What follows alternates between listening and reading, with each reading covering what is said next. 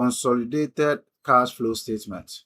Consolidated cash flow statement, IAS 7. Now, when we say consolidation cash flow statement, what does it mean? The IAS 7 is consolidation of what?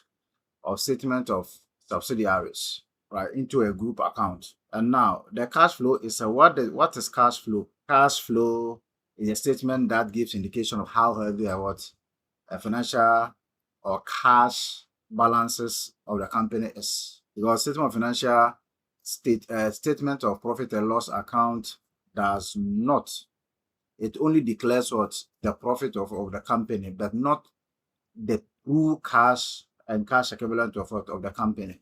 Cash flow is a statement that gives the clear indication of how healthy a company is.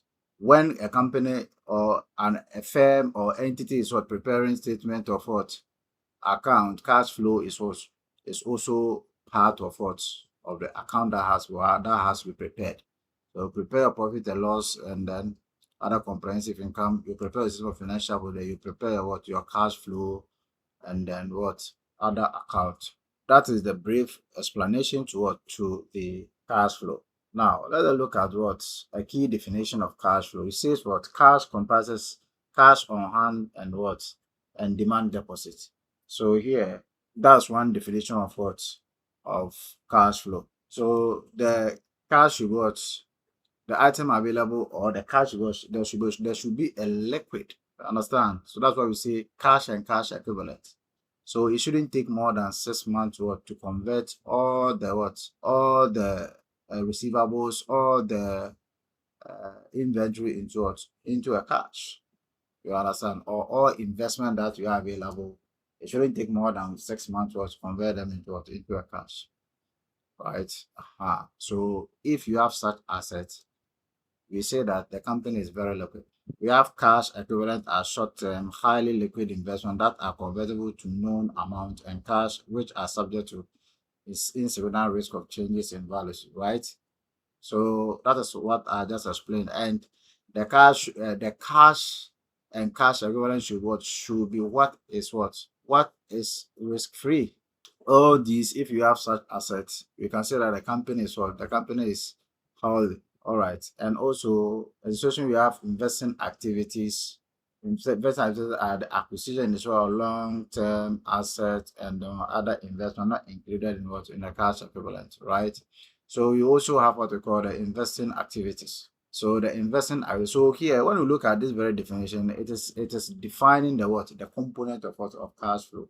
Right, it's defining the component of cash flow. So there, when we look at the one, cash comprise cash on hand and on demand deposits. Right, so it's talking about the clear cash that you have, though both cash on hand and then what you have at the bank. When we look at the second one is talking about the operating activities.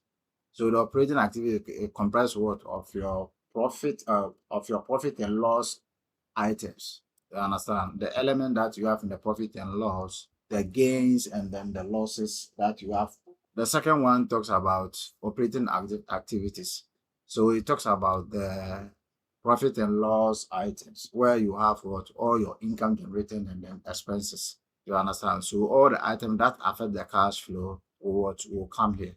Though that will not affect cash flow, has to be removed.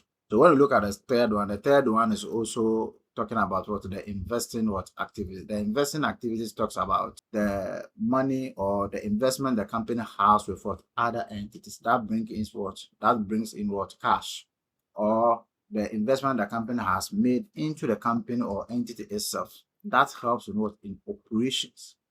Right, example, like maybe if you have PPE is an asset that the company is using for operations. So because the company cannot exist without PPEs, so the PPE that generate cash in it.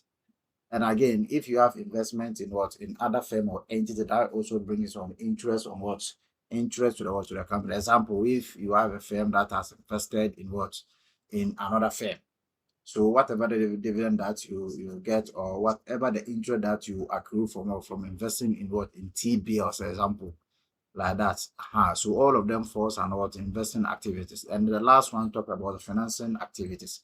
So financing activities is all about the investment that the shareholder and stakeholders brings in into the company, where You have shareholders bringing money, where you have what the company is borrowing money from what from the stakeholders or from banks or debenture holders, preference shareholders. All of them are what falls under what financing activities, as well as if the company is also even, I mean, taking, as earlier indicated, loans. All of them will fall under what? Will fall under financing activities, right? So these are the brief explanation or definition when it comes to what? When it comes to cash flow. So here it's all about the combination of what? Cash on demand, cash that you have available, as well as what? Any other cash that comes from what? From the operating of the company, as well as any investment that the company has made into the company, as well as investment income that come from what? From investing elsewhere, and then the loans or shareholders' contributions. All these things come together under the what? Under the cash flow. So that is the brief definition when it comes to what? Cash flow. Now let's look at what advantages of what? Cash flow. First, we have it as its users of financial statement in what? In making judgment on amount, timing, and degree of certainty of future cash flow. You understand? This gives what? It gives a clear indication to investors or potential investors of what? Of how healthy what the company is.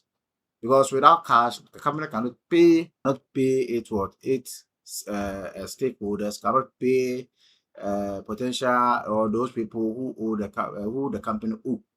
You understand? So when they look at it, it can give them the fair idea how healthy or what the company is. They have to have this information to make judgment for themselves. You understand whether indeed the shareholders are using their resources that they invested in the company. And two, it gives an indication of what relation between profitability and cash generating ability and the quality of the profit earned. You see, as earlier indicated, one company makes profit, it doesn't mean that they truly have money available. You understand? You can be making profit, but indeed you don't have your cash availability or your working capital is not enough. You understand? But when you look at what the cash flow itself, it will give you the fair idea.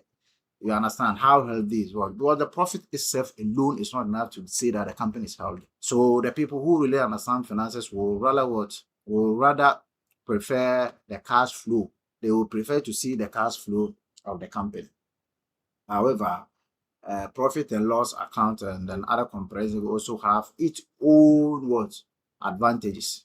It also helps what? Investors to have fair idea how the company is also managing its resources, managing what? Expenses, as well as other make the company running, right? How dividend will be paid out of what? Out of the profit and all that.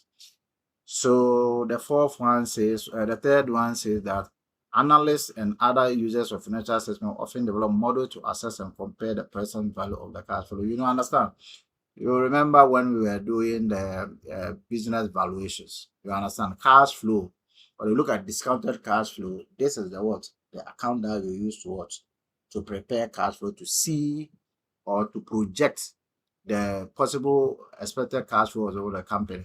You understand? So we can use year one to determine the future cash flow of what of the company. That's why you say they use what the models to analyze and assess what compare the present value of what cash flow of what cash flow of entities. Do you understand? So that is the essence of what of the cash flow. And we also have cash flow statement cannot easily be manipulated and is not affected by judgment or the accounting policies. When you look at cash flow is not like what accounting profit and loss account, right? It's not like that. The cash flow will give you what true cash available to the company. Unlike profit and loss account, there are estimations, right? There are policies that the company will make into the operations of our company. Example like depreciation. You see, when we come to cash flow, we don't have depreciation in it. We take depreciation out. Example like provision for doubtful debts. You understand? That one too doesn't play here. So you see all these estimations affect the what? Affect the value or the actual earnings of what of the company, right? In the profit and loss account. However, when we come to cash flow doesn't deal with what estimations. The reason why it is important to those people who are interested to know actual health of our company, you should look at their cash flow. Well, that will give you the actual cash. But when we go to the profit and loss, there are certain estimation that reduces the value of what or the profit account or net profit of the company. You understand? Because when you calculate depreciation will reduce the what will reduce the profit of what of the company. If you have provision for that for that one to also reduce their if you have arrears to pay, all these item will also affect the profit and loss account. But when you come to cash flow, no. A cash flow statement in conjunction with balance sheet provides information on liquidity, viability, and adaptability. So those people who understand finance will rather compare cash flow and the statement of financial position. You understand? Because at the end of the day, while the cash flow will give you the actual cash available, the statement of financial position will also take you the liquidity of the company. Now let's look at the limitation or disadvantage of cash flow. One disadvantage: the cash flow statements are based on historical information, therefore do not provide complete information for assessing future cash flow. So here, with regards to first disadvantage, they are based on historical information. You know, accounting is historical. You understand? Because you need to have the historical information for you to for it to enable you to prepare your account for the year. So if you have a cash flow, it doesn't really give you the ability to predict the expected cash flow of the company in the future. You understand? So that is one of the limitations. It doesn't give it does not provide an information that will give you the ability to project that okay, next year you get this, next year you understand. Unless when you look at the third advantage, how they are talking about analysts and users develop models to assess. That's not foolproof. They can use that one to, project the expected cash flow plus one minus one. You understand at the end of the day. But here the first limitation is that it doesn't it does not is give historical information. It doesn't give the actual fact of expected cash flow in the future. Two, there is some scope of manipulation of cash flow. For example, business may delay paying. Some one of the limitation is that some companies, one, if they want to sell the company, listen very carefully. If they want to sell the company in the near future and they owe some people, they can decide to delay payment. You understand? So when they delay payment, it increases their cash and cash equivalent in their books. You see the whole thing.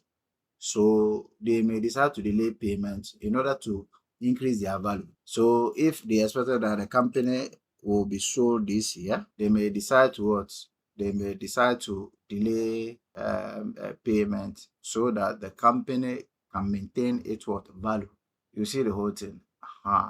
So that whoever will take over can will bear the consequences of that. Okay, so that's one of the manipulations, because at the end of the day, if they want people to, they can also use that one to convince potential investors as well in the company, so that when you come and pick their book, you realize that the company is having cash in the books, because they are not paying people. You see the whole thing, because they are not paying people, because if they pay, it will reduce their book value. You understand? So they will not pay, so they will delay it. Now, and again, the third one, cash flow is necessary for survival in the short term, but in order to survive in the long term, business must be profitable. You understand? So here, cash flow is not something that you can rely on. You understand? You can rely on that long. It's a short term analysis, but the long term analysis, financial statements or profit and loss account, that gives you the fair idea of how the business is being operated, or maybe the profit that the company earns at the end of the day. So as they said, the short term cash flow is more of short term, and then the profit and loss account is more of long term for decision making and all that. So that is the it's about what about the limitation, advantages, and what disadvantages of what of cash flow. All right. So let us look at the format of what of cash flow. If you have questions, you can ask me. I'm okay. That's fine. So let's look at the format for what for cash flow presentation. Not all of them will come in there, and when I'm taking you through how it is solved, you can also, I mean, understand how certain things are done. So now here, when you look at the format is divided into three. Let me say into four. You understand? But you see, so the three are actually on the format, but the last one is quite separate from the format. So let's look at the first item that you see. Have you seen the operating activity? So operating activity, when you start working on what on the operating activities are more on the profit and loss account and part of what statement of financial position. This format is what we call indirect. You understand? In most cases, and at your level, when they want you to prepare cash flow statement or presentation, they will expect you to use indirect method to prepare it. So here, as I'm saying, operating activity comprises of what? Of listen very carefully here. When you are starting working on cash flow, the operating activities emphasize on what profit and loss account and non and parent assets. I'm taking it again. Operating activities focus more on what profit and loss items and what and current assets. So you take note of that. So here it starts with what profit before interest and tax. You can see it. It starts with profit before interest and tax. So you look for the profit before interest and tax on the statement in the profit and loss account, right? Then you bring it here. Watch me here. In some question, they will bring profit before. Listen very carefully. They will bring profit before tax. When you see a question that bring profit before tax, it means they've already removed what interest. It means they've already removed what interest. So when you see profit before tax, they've already removed what interest. So what you have to do is that you go into the question and then bring the interest and add it back. But if you see a question that bring profit before interest and tax, then that is all. You will not repeat what interest or finance cost here. Interest is the same as finance cost. So let me emphasize again, when you see a question that has what profit before interest, right, and tax, that is the expectation. But a question may come with what profit before tax. If you see profit before tax, it means check if they have interest in the what interest in the what in the statement of financial the statement of profit and loss account. It means if they have it, it means the finance cost or interest has been removed. So what you have to do is that go into the profit and loss account, look for what finance cost or interest, then you come and add it back here. You see, have you seen that you can't find it in the format? Have you seen Yes, that sir. you can't find it? You can't find it at the at adjusting items. We have adjusting item here. Adjusting item is up to the adjusting item is up to. So these are adjusting items. Let me highlight them for you. These are the adjusting items. These Okay, sir. these are the adjusting items. Take note of that. These are the adjusting items. Now, have you seen that you can't find interest or finance cost under the adjusting item? So when you find a question where there's a profit before tax, remember interest has already been deducted. So you go into the profit and loss account, look for the finance cost or interest, then you come and add it back, or it should form part of what adjusting non-cash items. Okay, so Please come. Profit before interest. You said something has happened. I'm saying that profit before interest and tax. This is the what? This is the format. So when you are picking profit before interest, make sure that it is profit before interest and tax. Do you understand? Make sure that it is operating profit before interest and tax. in some question, they bring profit before tax. It means interest have already been deducted before they arrive at profit before tax. You know that? Do you know that? Yes, sir. So if you find a question which has profit before tax, it means interest has already been removed. So you go into the profit and loss account, look for what? Interest or finance cost. Then you come and then add it. You will bring it here. You will bring it under non-cash item here. Then you come and add it. You open bracket, then you bring it here.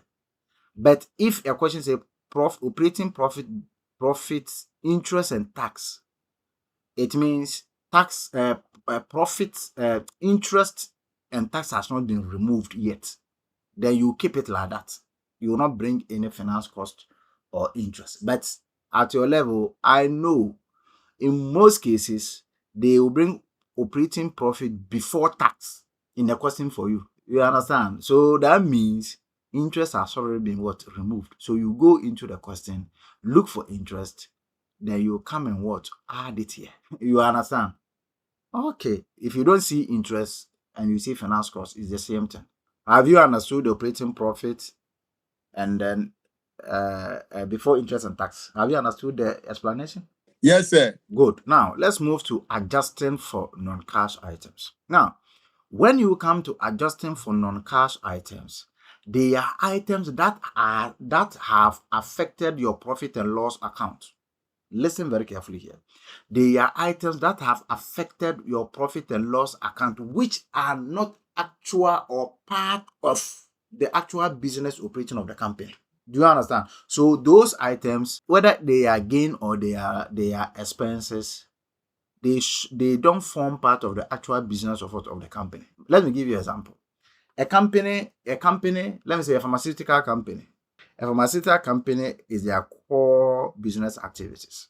And now they have a big infrastructure. Now the infrastructure, they decided that okay, they will use the top level of the building for the company or their warehouse, and they will use the downstairs, or they will rent out the downstairs to other company. Have you seen the other part that the other part of the building they are using for rental? It brings money. So if it brings money, at the end of the accounting year, when they are preparing their financials, it will form part of of their profit and loss account as other income. Have you realized that? It will form part of their business as other income. If it form part of their other income, it will increase their profit. Is that not the case? Yes, sir. It says that the rental is not their core business activities. Do you agree? Yes, sir. So if you add it to the profit and loss account of the company, it is wrong. It's not giving you a true fair statement of account. So when you are preparing your cash flow, such incomes or other income are not, we don't adjust it. They don't form part of the actual cash flow of the company.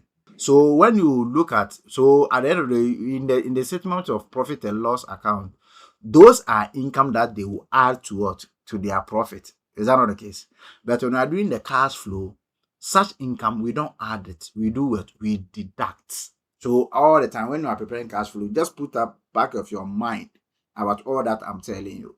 Those are non-cash items, or those are items that are not actual or natural flow of the operating business of the company. So those one, you remove them. So such example, so when you find something like that, other income, you will come here, then you come and put it in brackets. Then you go and less it from from the operating profit. Now let us look at first one, the depreciation. Depreciation, what happens to depreciation of profit and loss account? How is it treated? Depreciation in profit and loss account. Yes.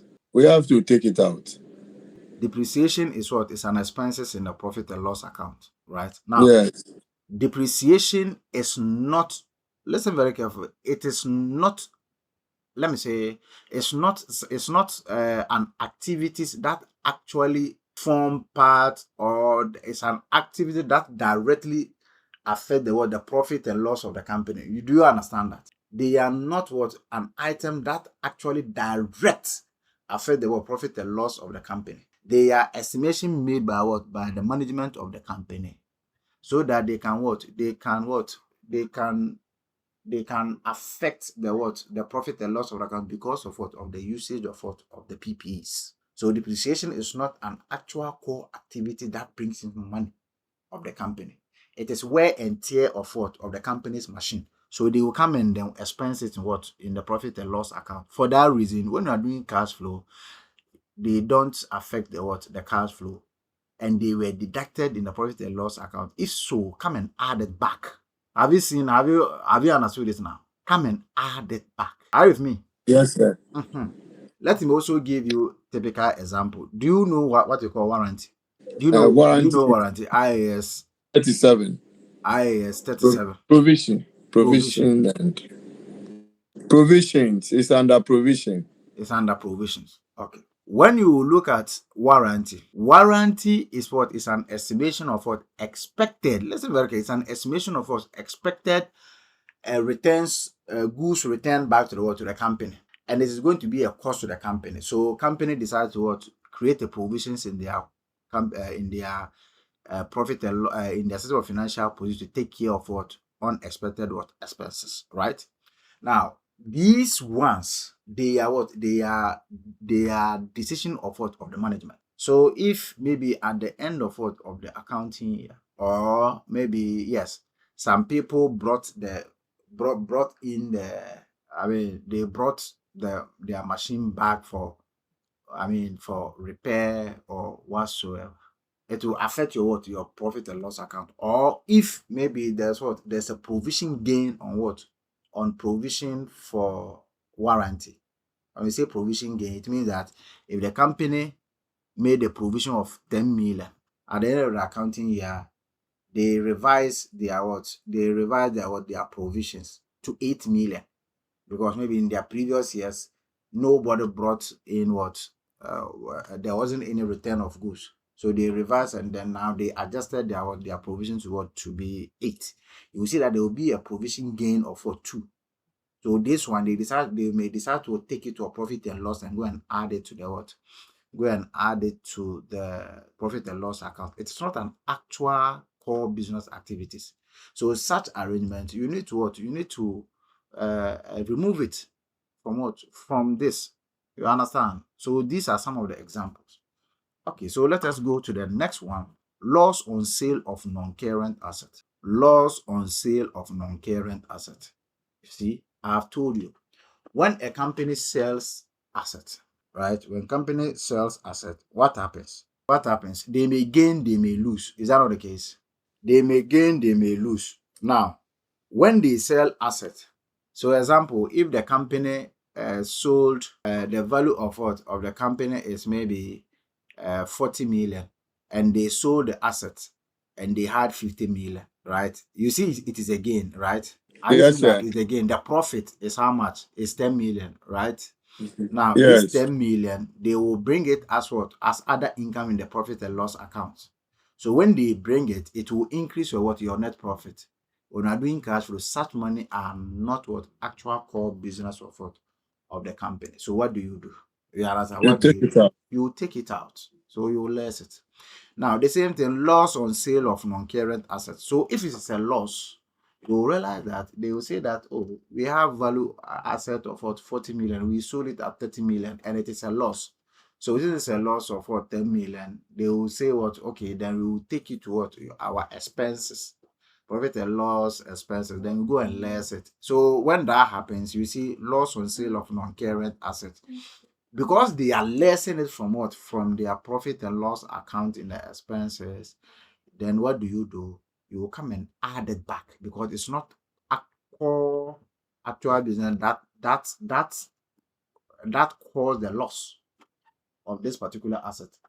So once they less it in the profit and loss, I come and add it back. Now, second, the other one is what? Profit on sale of non-current. I've already explained that one. Because the profit and they added it in the profit, I come and less it on the cash flow. We also have share of associate profit. Associate company, other company made a profit and they give you share. You added it to the profit and loss account, and it increased your profit. When you're doing cash flow, they are not actual core activity of the company. It is another firm profit. So it's like you made an investment elsewhere and the returns are coming. You add it to your profit and loss account. Such monies are not actual core returns of what of the business. So you less it. So these are the what adjustment that I'm talking about. So we are done with item that comes from what profit and loss account, right? The next one under the what under the operating profit is what is your what is your current asset. So when you look at your current asset, you will find what increase or decrease in what in stock. So this is what we call this is inventories. Do you understand? So here increase or decrease in stock or inventory. Watch here. If increase or decrease, what this means is that they will give you year 1, year 2 for you to compare. Do you understand? So if year 1, watch here. If year one you have inventory of 20, year 2 the inventory has increased in what to 40. Year 1 it is 20, year 2 it is 40. So it means it has increased by what? By 20.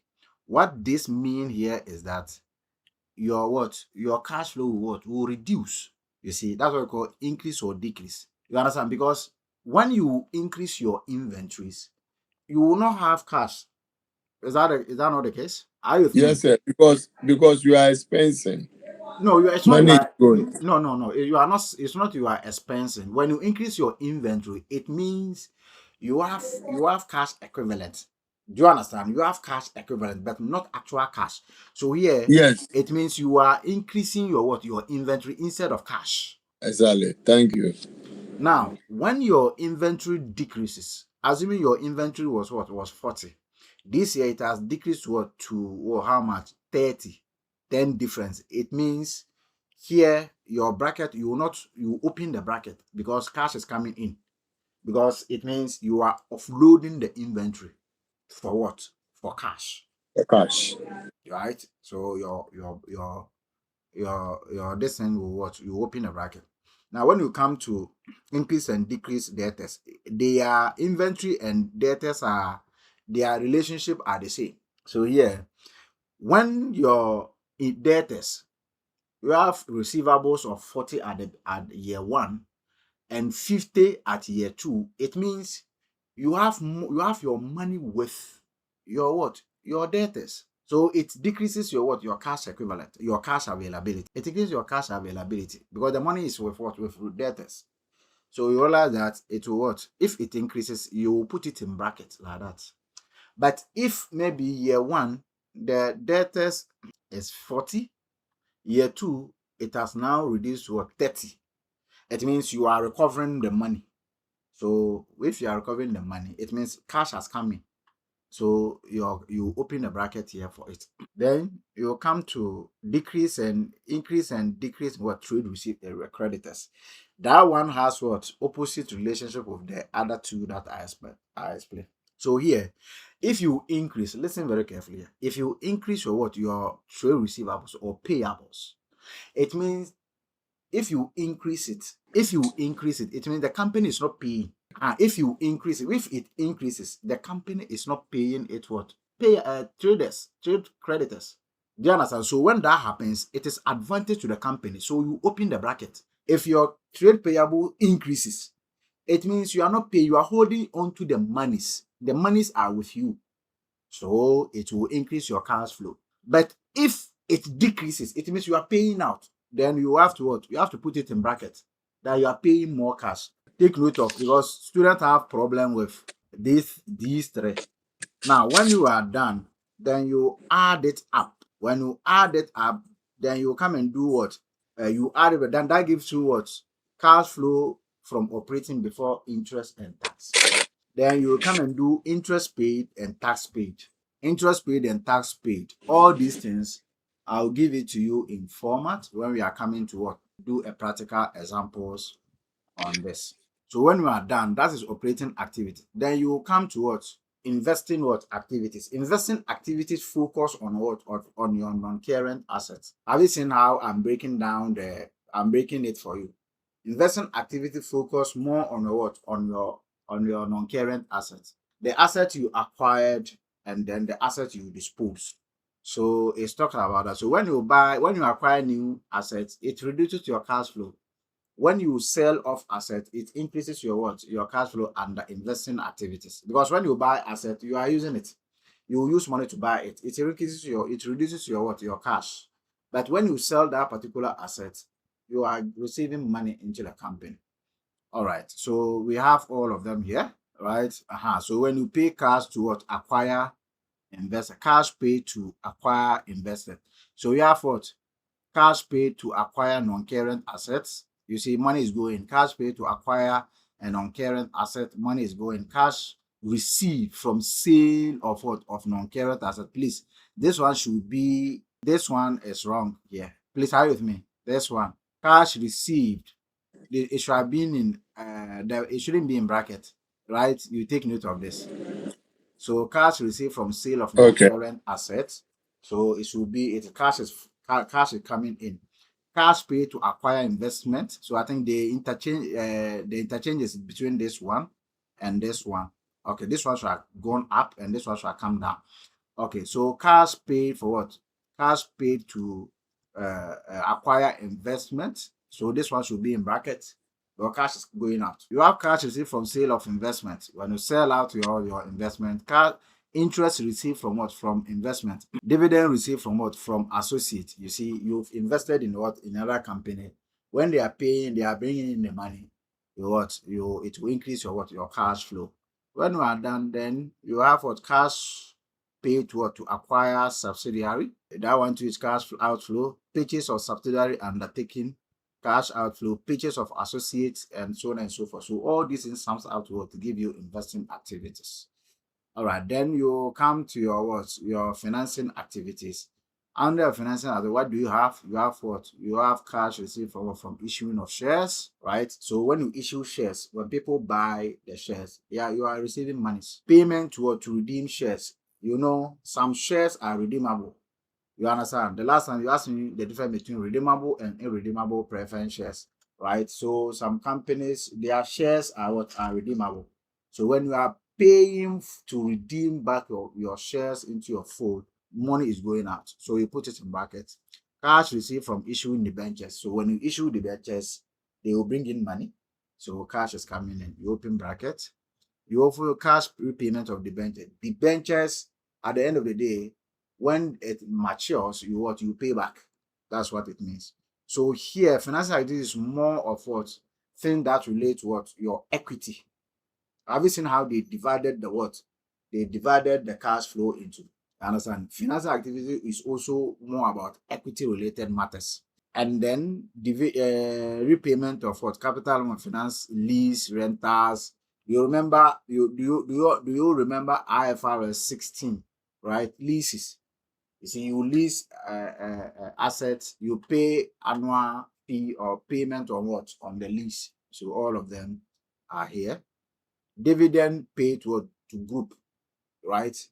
The moment there's share issue under equity, you pay dividend. So all of them come here. Payment, dividend you receive will also come here, right? When you are done, then you balance it off. So how much money that you have here. So when you add your operating activities, your investing activities, then your financing activities, this is what you have.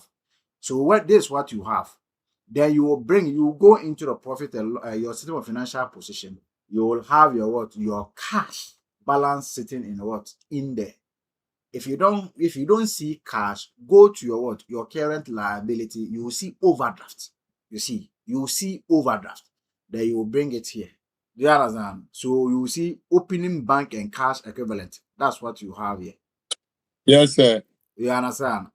Then closing bank and cash balance. So that is it about that. Before then, the last one is where you are going to do that. Okay, so that's what. So you come and do analysis of cash and cash equivalent here.